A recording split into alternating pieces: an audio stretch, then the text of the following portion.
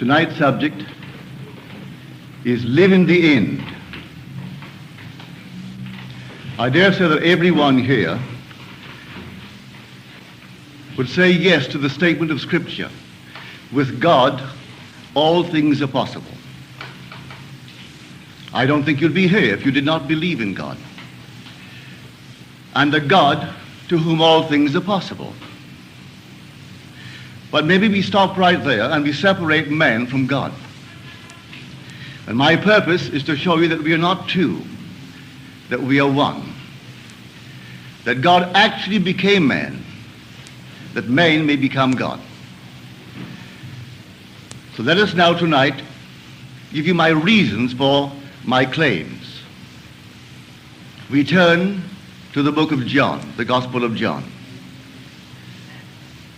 And we are told that the Word became flesh and dwelt among us. Well, that's a mistranslation. The word translated among is the Greek preposition in, within. The Word became flesh and dwelt within us, in us. John used the plural us for the nature whereof we consist. That the Word of God, which is defined in Scripture as the creative power of God and the wisdom of God, did not take upon itself some one person among men, for then that one assumed would have advanced and no more. But Christ, to save all, did not make this man or that man his habitation, but dwelt in us. That same creative Word that created the universe and sustains it dwells in us. Therefore, with God all things are possible, and therefore with man all things are possible. So he states it in one book, Matthew, with God all things are possible. But in Mark he states it, all things are possible to him, meaning man, who believes. Can man believe? So this creative Word is in us. Well, what is this creative Word? It's your own wonderful human imagination. That's Christ in man.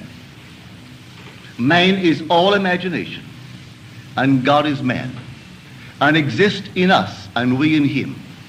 The eternal body of man is the imagination, and that is Christ himself, the divine body, Jesus.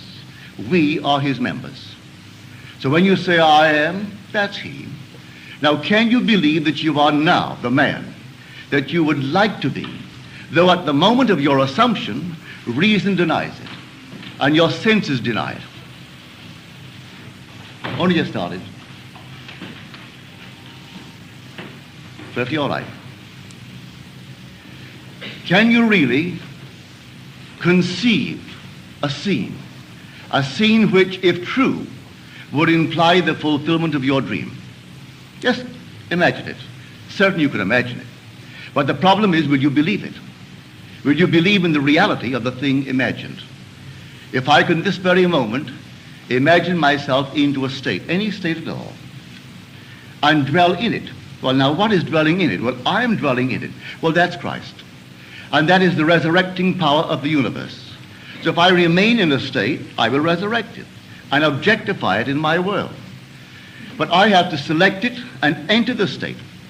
If the spectator could enter into any of these states in his imagination, approaching the state on the fiery chariot of his contemplative thought, what would it feel like if it were true? How would I feel if I were now the man that I would like to be? How would I know that I could become it? Well, I first, as I assume that I am it, let me think of my friends, those who really would rejoice with me were it true. Let me imagine that I am seeing them in my mind's eye. How do they see me? If what I am assuming is true, they should see me as I am seeing myself. And if they are friends, they should rejoice with me. So let me now assume that I am seeing, reflected on the face of a friend, that which, if I saw it, would imply he sees in me that which I have assumed that I am. Will that work? Try it. I tell you from my own personal experience it works. as we are told in Corinthians, do you not realize that Jesus Christ is in you? Unless, of course, you fail to meet the test. Now we are challenged. He said, come test yourself and see. Well, this is how I test myself. If Christ is in me, and all things are possible to Christ, then I must find out who he is. Well, I have found him as my own wonderful human imagination.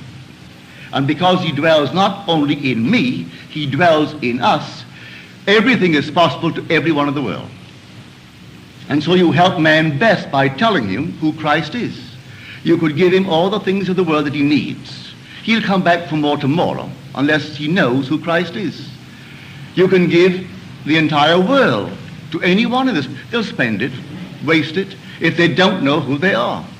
But tell him who he is, and he doesn't need anything more than the knowledge of who he is and the application of that knowledge. For we are the operant power. It doesn't work itself. I can tell you that your imagination is Christ. And maybe you'll believe me. But unless you actually take it to the point of working upon it and operating it, it means nothing.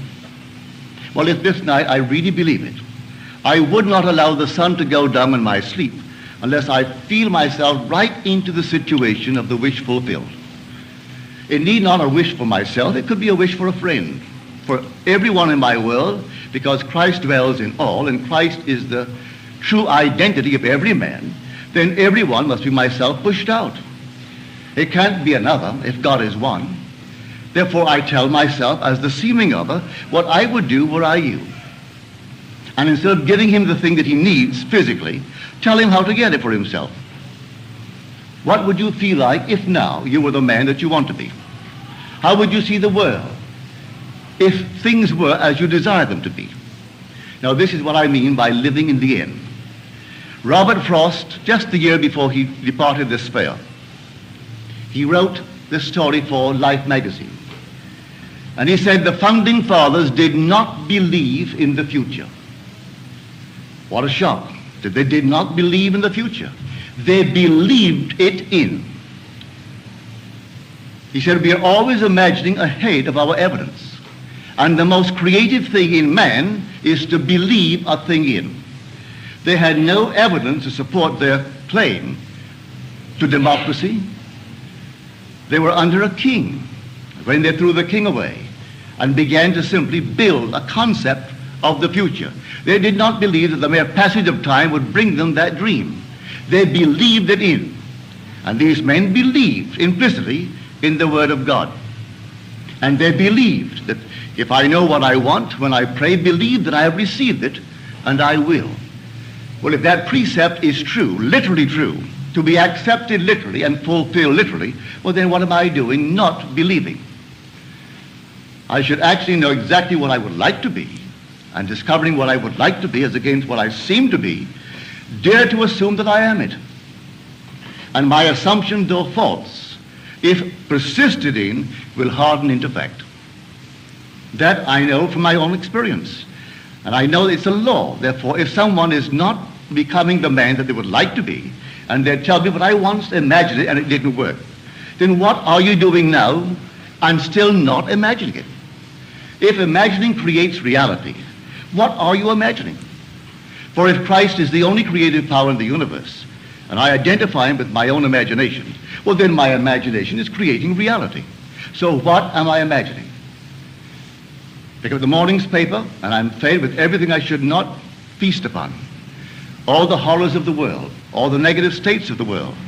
After having read it for an hour, then I must either regurgitate or in some strange way rub it out, because I can't go through life feeding upon such nonsense. But if I really know what I want, what you want, what we want, and persuade myself that we have it, if my premise is sound, that imagining creates reality, I should, in the not distant future, hear you tell me that it's worked for you, and the other one tells me, and I in turn tell you, and go through life sharing this marvelous news with others. So I say, live as though it were true. Just as though it were true. That passage of Shakespeare, we have been taught from the primal state that he which is was wished until he were. Here we find it in Caesar. He which is was wished. until he were. He wasn't born Caesar, the king. But here was an ambition fulfilled because he was wished into it. He desired it, lived in the state, and everything reshuffled itself to conform to that state to which he was faithful. I see it in my immediate circle. Those who you would not think for one moment would ever become prominent, but they desired to be prominent. Those who desired to be successful, as they conceive success. No two see success in the same manner. Some see it through the eyes of wealth, others through rising in some profession, others in some other manner. But whatever they conceive it to be, they can realize it if night after night they sleep in the assumption that they are now what they would like to be. And so we go back that if the Word is truly the Word that creates the system in which we live, in the beginning was the Word, and the Word was with God, and the Word was God. By him all things were made, and without him was not anything made that was made. No, not even the so-called unlovely things. For if all things were made, he has to be responsible for the unlovely things as well. So we are told in Scripture, I kill and I make alive. I wound and I heal. I create the blessing, I create the curses. But now I must choose life. Choose the lovely things, but don't say there's another creator. For if there's another creator, then we are in conflict. So my own imagination can conjure unlovely things if I dwell upon them, or the lovely things. But they can't be two gods. There can't be two creators. And if I can find that creator and identify him with my own wonderful human imagination, then I can pass the buck. I can turn to anything and blame it for the things happening in my life. But I know that many of us are not discriminating, and when we see our own harvest, we don't recognize it. We can conceive that we, in some strange manner, permitted these things to be entertained by us. But we did. It could not have come to pass in any other way. So if I believe it and accept it, well then I will live by it. And then when I know what I want for anyone, and this goes for everything in this world, whether now, this very moment, you desire happiness in marriage. You say, but there's not one person in my world that's eligible. I know no one. You don't have to know anyone. All you have to do is to decide within yourself what you want. Now, what would you do if it were true? Would you wear a ring on the one finger, which would imply that someone placed it there, one that you admire? Well then, wear it there. Don't wear a physical ring. Put it on just as though he had placed it there. And sleep feeling that which you are feeling as real. Don't say it's all imagination. Certainly it is, because all imagination is Christ. Therefore, it's all reality. So when you say, well, that's only my imagination, well, you're just saying, well, that's only a thing called Christ. When you treat imagination that way. Is there anything in this world that wasn't first imagined? Name one thing or point out one thing in this world for me that is now considered to be real, that wasn't first only imagined. What is now proved was once only imagined. Therefore, this is a true statement. All things were made by him, and he is your own wonderful human imagination. All objective reality is solely produced through imagining. The clothes you wear, the chairs in which you are seated, this in which we are now placed, everything was once only imagined. Now tonight, find out exactly what you, not what they think you ought to want, what you want. Ask no one's permission. You don't need any man's permission. You don't need your own decision. What do I want? Now what would it be like if it were true? What would I feel like were it true? Now catch the mood and try to give that mood all the sensory vividness of reality, all the tones of reality, and then sleep in it, just as though it were true. And then await the inevitable.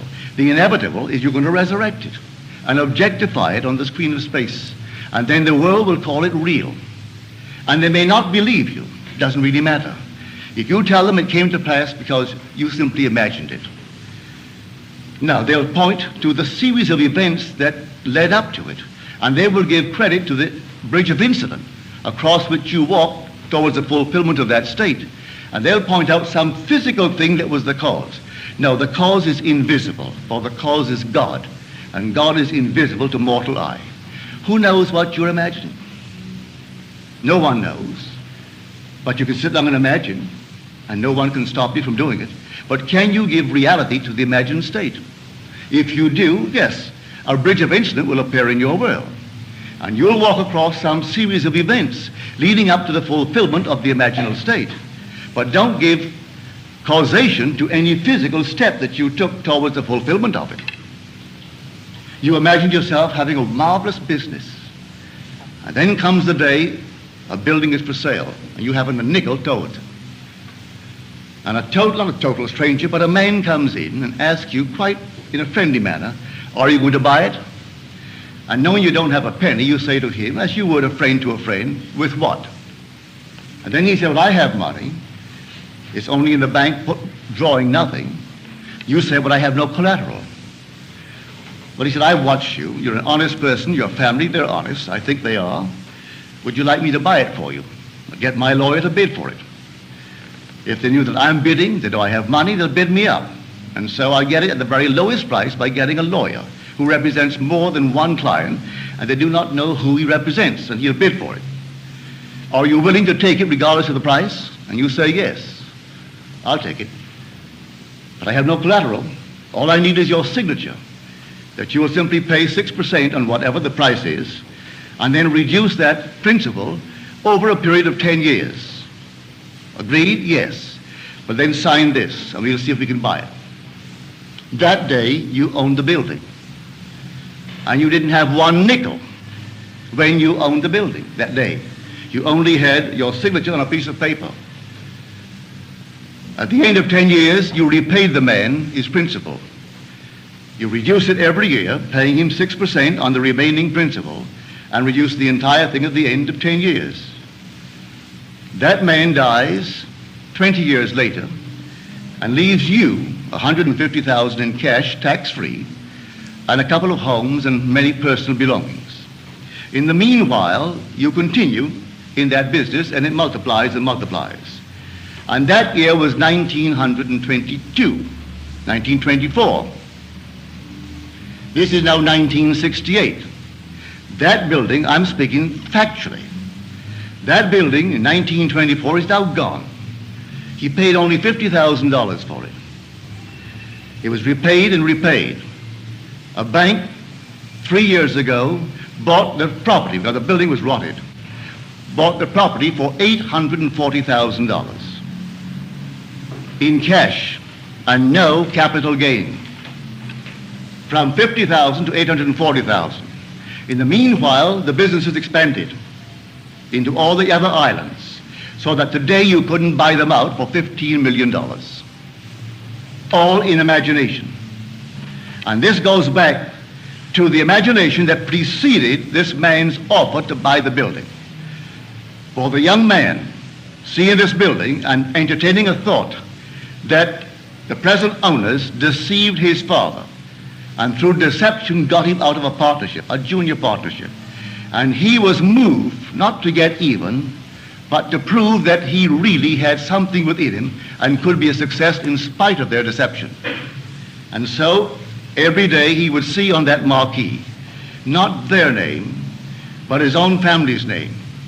And he would see it in his mind's eye, because you could not take their name and transliterate it and make it spell this man's family's name. But he saw it, and in his mind's eye he saw that name, which if true would imply the family owned it. He did it every day, twice a day for 2 years. And then came this sudden, out of the nowhere. And the whole thing was made possible, and today they're all over the islands. And they have no partners. They've never taken in one partner, never sold one bit of stock outside of a family ownership. All by imagination. Now, I know what I'm talking about because I'm a member of that family. I'm speaking of my own family. This is not hearsay. I know it. My second brother, Victor, was the one in whose imagination this whole thing began to bloom. And he still works all by imagination. He knows what he wants, And then after having decided in himself that's what I want, and that's good for the business, he then in his mind's eye, he appropriates it. And then let things happen. As told us in Scripture, the vision has its own appointed hour. It ripens, it will flower. If it be long, then wait, for it is sure, and it will not be late. Read that in the book of Habakkuk. Here is the true translation of that passage in Habakkuk. So when you know what you want, remain faithful to that assumption. And the assumption, though at the moment, is denied by your senses and denied by reason. If you persist in it, it will harden into fact. Are we not told that God calls a thing that is not seen as though it were seen, and then the unseen becomes seen? He calls everything from the unseen into the seen in this simple manner. For he is the resurrecting power. So if I assume that I am, I don't have to have evidence to support it. I assume that I am. I am what? Well, I name it. And having given it a name, given it form, given it definition, remaining in it, I resurrect it. And if it takes 1,000 men to aid the birth of that state, 1,000 men will play their parts. And I don't have to go out and look for them, any more than my brother had to go out and look for this man. He would not have known where to start looking for one the day of the sale. As far as he is concerned, he had done it in his mind's eye, and he allowed everything to happen. And he comes right in like a joke. He really thought it was a joke. And he said to this man, are you fooling me? He said, no. He said, well then wait, let me call my father. He said, lunch. He called him on the wire. He said, Daddy, come on up. Leave everything and come. And then he said, now you tell my father what you told me. My father's name is Joseph. And my father said, you really mean it? He said, yes, Joe, I mean it. I'll have him bid today. You put your signature here, and your son Victor put his signature. That's all I need. And that was a lifetime friendship. So when that man died, he didn't owe my brother Victor anything. He so loved the friendship and the feeling of, decency that he had with my brother Victor. He gave him $150,000 in cash. And that was tax-free. And the homes, everything was tax-free. And that building, which he bought for $50,000, was sold 3 years ago to the Bank of Nova Scotia. They tore it down and built a lovely structure, but they paid our family $840,000 for that building. So here was a gain, and there was no capital tax gain. None. That whole thing was simply free. So I know what I'm talking about. All I need from you is the acceptance of it. Will you believe it? Will you believe that with God all things are possible? Will you believe that all things are possible to men? Well, you can prove it in the not distant future. But you are the operant power. It will not work itself. If you dare to assume this very night that you have a better job than you now hold, or that you have a larger income, you may be fired tomorrow. Don't be concerned. On reflection, you'll see it was necessary to move you towards the fulfillment of your assumption. You could be fired. And I wouldn't bat an eye if you told me tomorrow, well, I did what you told me. You know what happened? I was fired. I have seen that. It takes someone to fire you to get you into a better job. I have seen that time and again. I wouldn't go out and quit the job. You may be promoted in the job, or you may be invited by some other concern that is competitive to join them. I do not know how it happens. I only know if you remain faithful to the assumption, it's going to happen. And you're going to be promoted towards the fulfillment of the state that you have dared to assume that is yours. I could tell you unnumbered stories along this nature. So here I say, dwell in the end. The end is where we begin. For if I've seen my name on the marquee, that's the end. I don't wait for the incident to take place in my world to move from one to the other, leading up to that. I dwell in the end. If I go to the very end, what would it be like were it true? A health case, not how it's going to become better, but you go to the end and you say to someone who isn't well, and in your mind's eye you say to them, I've never seen you look better. And have them say to you, I've never felt better. Well, now that's confirmation of what you're seeing. You say, I've never seen you look better. And hear them say to you, well, I have never really felt better. But you may say to me, well, I can't hear people. Oh, yes, you can. You can hear anything you want to hear. You don't have to hear it audibly. Listen this very moment. You may not be able to whistle a tune. Maybe you can carry a tune in any manner whatsoever. You can play an instrument. You can whistle. You can sing. Well, can you now imagine that you are hearing the battle hymn of the Republic? Listen, can't you hear it? Can't you augment it 1,000 voices, 10,000 voices? Did you hear it at the funeral of Senator Kennedy? Did you see it on TV? Wasn't that moving?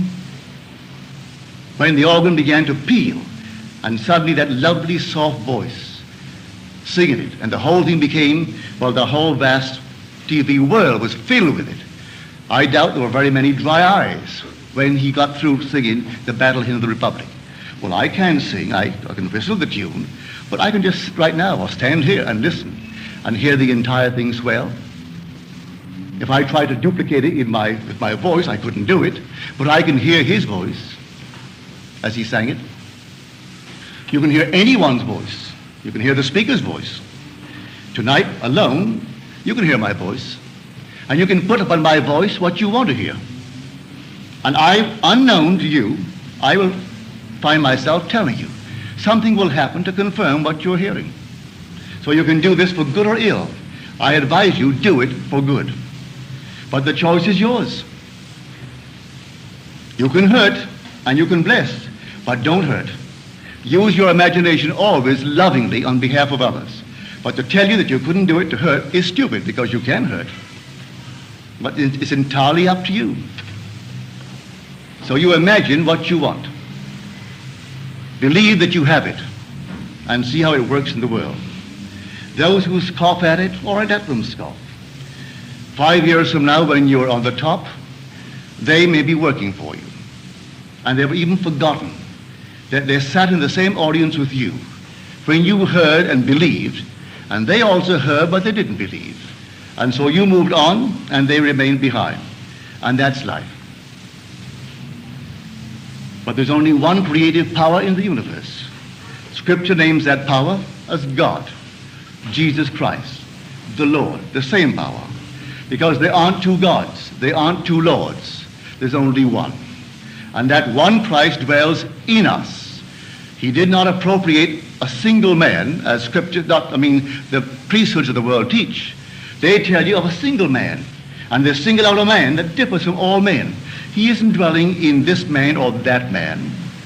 His desire was to save humanity, and so he dwells in us, not in that particular man. He didn't become this one man dwelling in one man. No, let no one tell you that the Christ in you differs from the Christ, and let them name any man they want. He cannot differ. If there is a Christ other than that Christ who is crucified within us, and who rose and continues to rise in humanity, he is a false Christ. And the teachers who teach of an external, objective, different Christ are false teachers. Christ is within, and he rises within. And so you go out and put it to the test. Put it to the extreme test. Christ in us, not out there, is the hope of glory. So this word of which I speak, and the word, by the way, its true definition is meaning. In the beginning there was meaning to the whole thing. And that meaning was with God. And God himself was the meaning. There is a purpose, there's a plan behind it all. Awakened in us so that we and he are one. So he actually became us that we may become God. It seems incredible, but it's true. That's the purpose of life, to take humanity and lift it to God. So it becomes God. So he became man that man may become God. Now tonight, you need not confine it to yourself. Take a friend, without the friend's consent, without the friend's knowledge, and lift him up. Do you know of a friend who is unemployed? Well, then see him gainfully employed. And don't tell him that you may brag tomorrow. Don't boast. Just see him gainfully employed.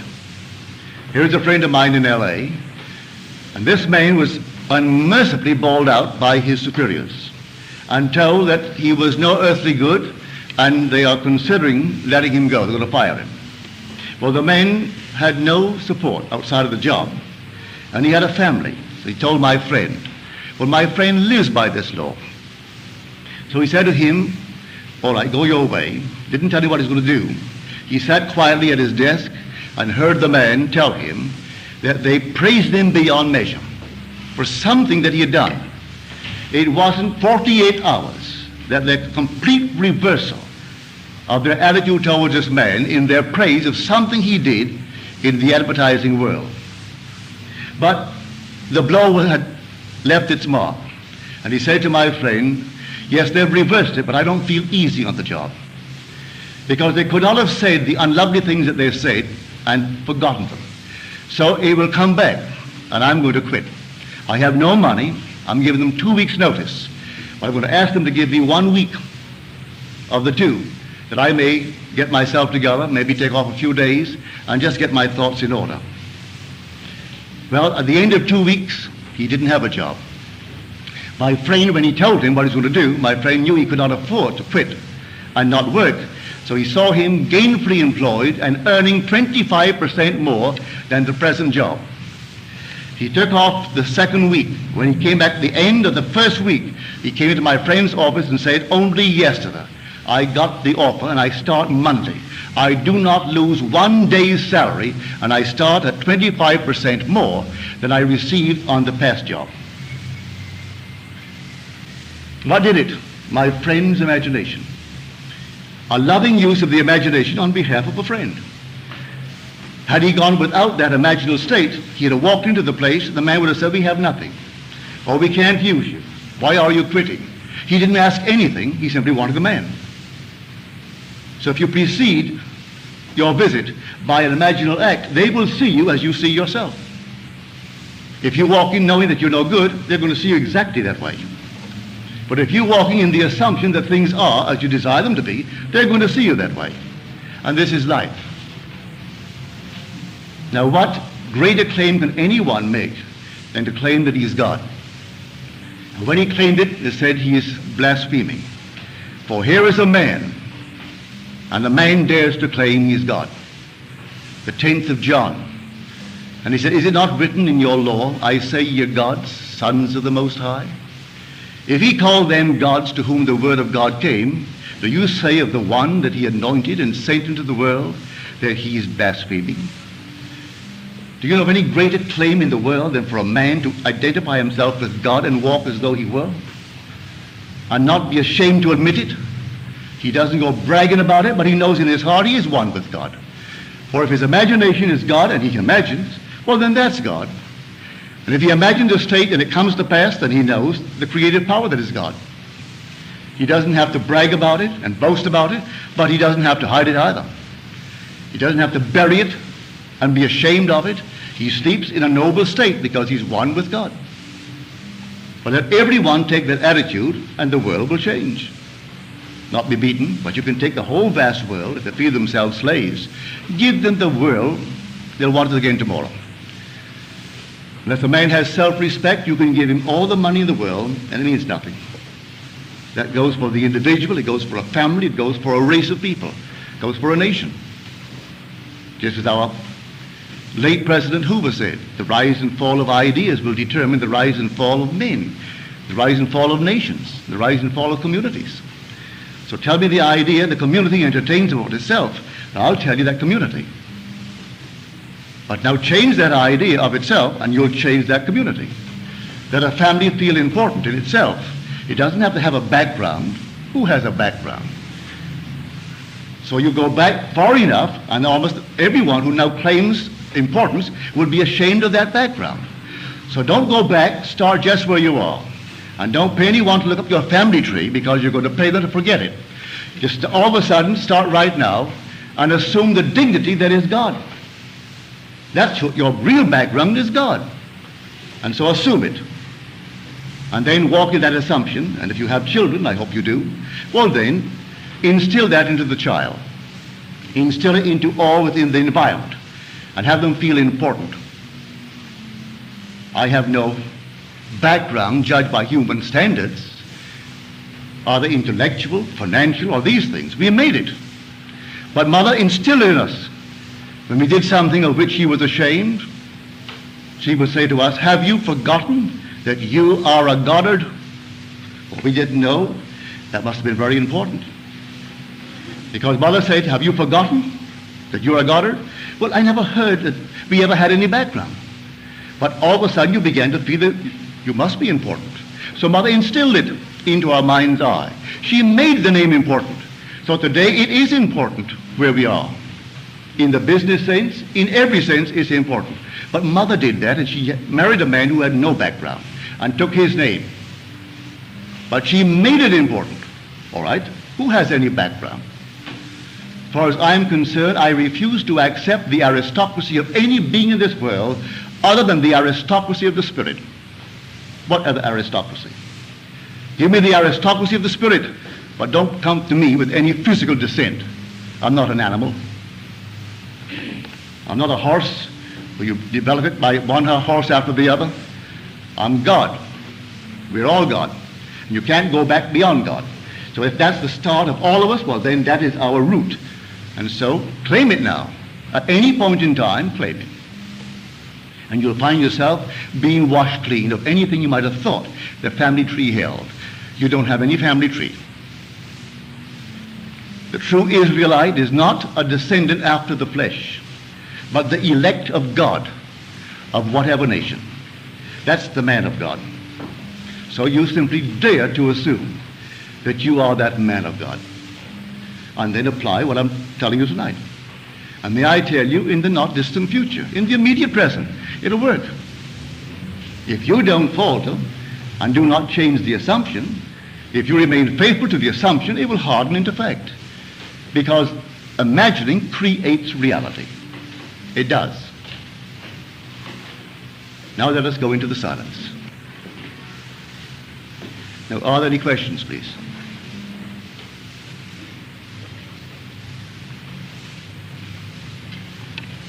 Last night you said you didn't believe in reincarnation.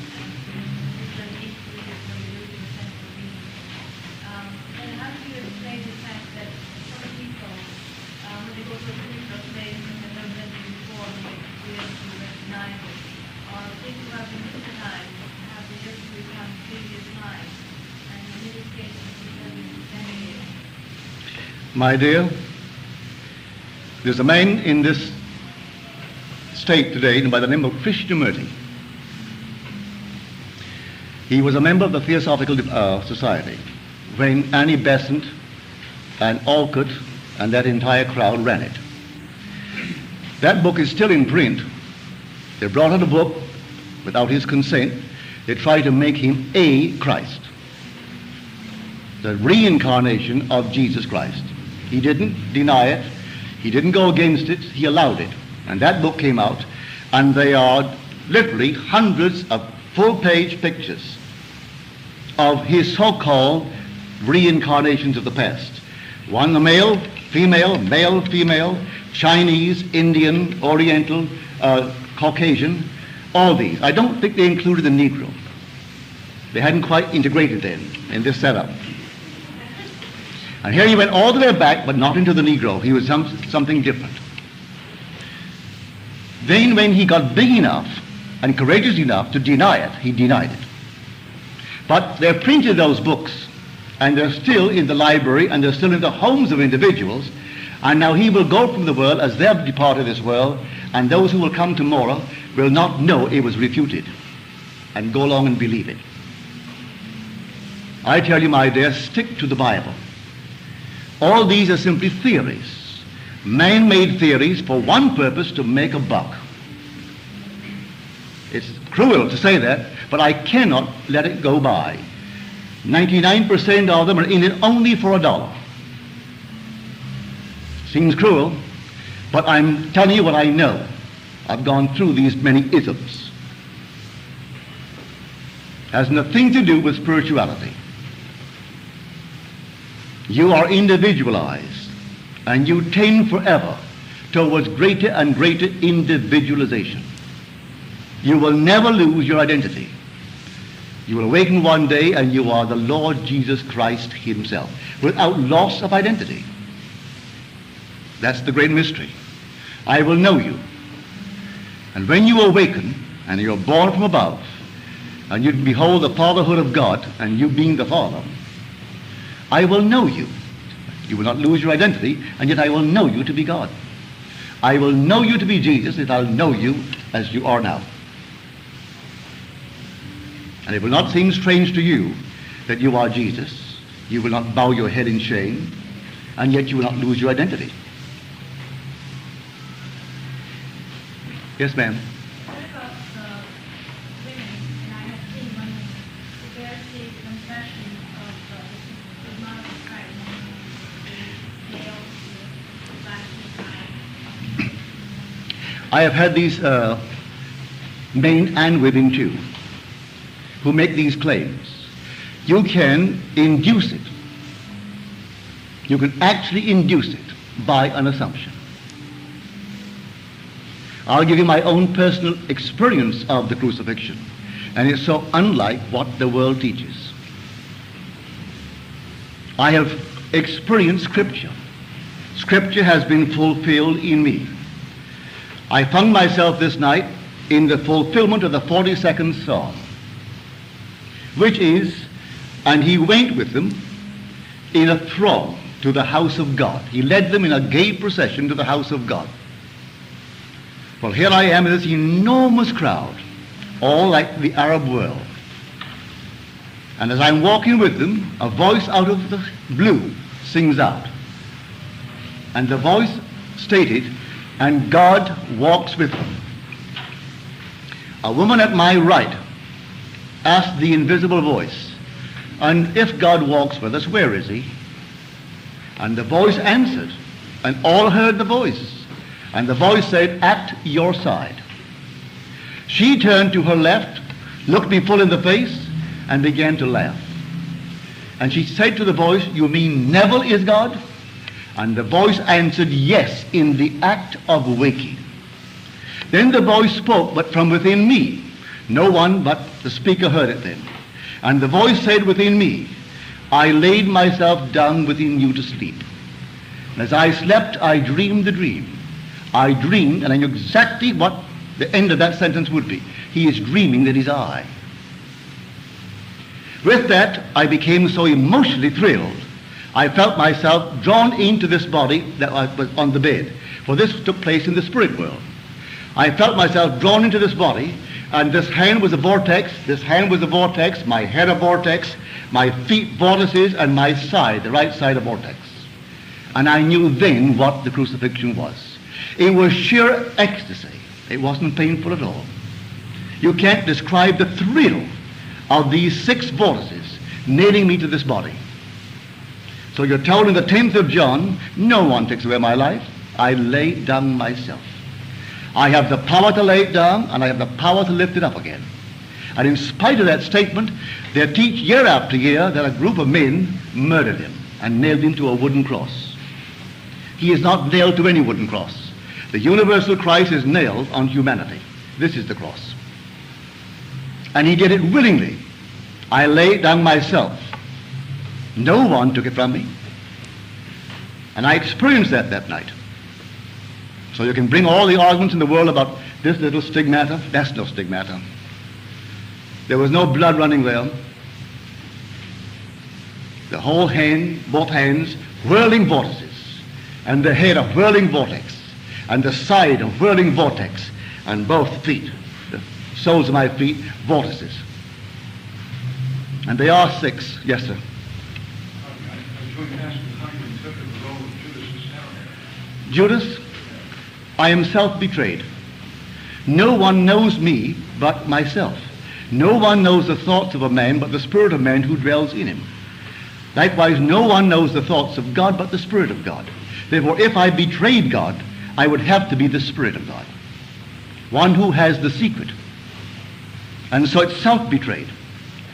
One night in a room about the size of this, And here I am, sitting on the floor, with 12 men before me sitting on the floor. We're all dressed in robes, and I'm teaching the Word of God. A man, one of these 12, jumps up quickly, and the moment he jumped up, I knew exactly what he was going to do. He was going to tell the authorities what I was teaching. He went through the only door. As he went through, and I knew what would happen, a tall, handsome man, about 6'4", in most costly robes came in, erect, a man about 44. He walked straight down the side, turned at right angles, walked straight down the side, turned at right angles, and walked down the middle.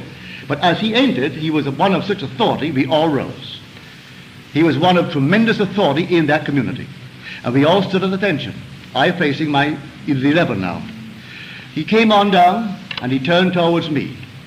And he took a wooden mallet and a wooden peg, and he hammered it into my right shoulder. Blow after blow into my shoulder. Then he took a very sharp instrument, and with one circular motion like this, he severed my sleeve, and then pulled it, and pulled off the sleeve, and discarded it. And I saw it, a lovely shade of light baby blue. Then he stretched his arms out this way, and he embraced me, and kissed me on the right side of my neck. And I kissed him on the right side of his neck. And as I kissed him, still embracing him, the whole scene faded. Here is the 53rd chapter of Isaiah. To whom has the arm of the Lord been revealed? It's all symbolism, but the whole thing is true. That was the betrayal. For you are now nailed. The peg goes in, as you're told, I will now put upon you all the authority of Israel, and you'll rule it for a season. Then I will break the peg, and that weight that you carry will be taken from you. But who has believed our report, and to whom has the arm of the Lord been revealed? He unveils the right arm, which is the symbol of power. At that moment in time when he rises in you, and you are going to rule as he rules. And that's the story. So the whole story is true, but it's all vision. It's not secular history. It's salvation history. And the world treats the whole Bible as a secular history. And it's not secular history at all. The whole thing takes place above. He said, I am from above, and ye are from below. You're of this world, I'm not of this world. And so the whole drama is unfolding above. It's a mystical drama. Any other questions, please?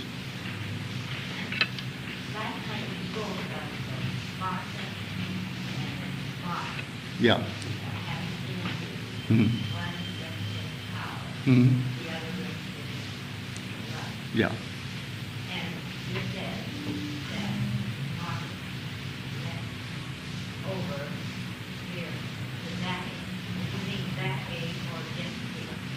Well, freedom is that age. No one is free by dying here, because death here is restoration in a world just like this.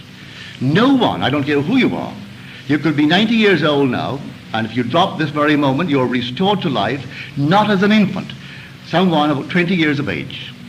And you're not old, you're young, and any missing part, teeth, hair, limbs, all restored. Unbelievably new and unaccountably new. You can't account for it. How can someone cremated, turn to dust, and stand before me 20 years old? And when they dropped, they looked like 1,000. They were so old and withered. And here suddenly before me stands this beautiful either woman or man, 20 years old, in a world terrestrial just like this, in a body that is physical just like this. Cut it, it will bleed. And they age there as they age here, and they die there as they die here. And so there's no escape from this until resurrection. And resurrection comes to the individual. It doesn't come collectively. It comes while we walk in this earth. The individual is raised and set free from this bondage to decay, and becomes then one with the risen Lord. Because there's only one body, one Spirit, one Lord, one God and Father of all.